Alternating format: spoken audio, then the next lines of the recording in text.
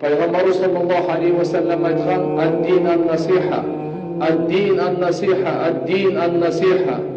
Дин деген жақсылық қалауының аты дейді. Біз мұсылман баласы әрбіріміз білішіміз керек. Дин деген жақсылық қалауының аты. Сахабалар сұрашты: "Лиман я Расулаллах?" Кімге жақсылық қалаймыз?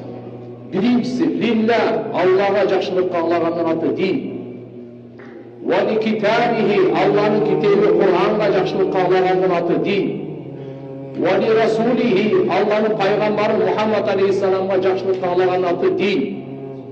Вали аимматил муслимин, мұсылмандардың жетекшілеріне жақсылық қалаған аты дин. Ва амматихим, жалпы мұсылман халыққа жақсылық қалаған аты дин деп бешен айтты. Демек, мұсылман адам таң аттырғанда, кешкірткенде жақсылық қалап таң аттырады екен. Жаманды қалап емес. Жақсылық қалап таң аттырады екен мұсылман адам. Bir hadiste Пайғамбарымыз айтқан: "Кім Аллаға, китебіне, пайғамбарына, мұсылмандардың жетекшілеріне, жалпы мұсылман халыққа жақсылық қалап таң аттырбаса, же жақсылық қалап түнеп көрбесе, ал менден емес деп қойған, бізден емес деп қойған."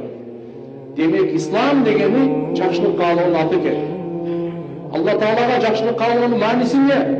Алланы бар деп біліңіз, бір деп біліңіз, ezелден деп біліңіз, түбөлүктүү деп біліңіз. Жаратқан Алла Тағала жаралғанға оқшош емес, барлық айыптардан таза, барлық құдіретке қазынасы чексіз, білімі барлық жерде. Жаратқан Алла Субханаху ва Тағала ешкімнен қорқпайды, ешкімге алданбайды.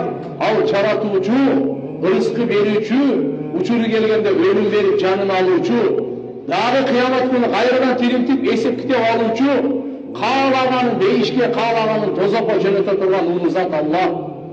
Аллаға жақсылық қалаған мәнісі аны затында, сыпатында барлығын жалғыз деп біледі.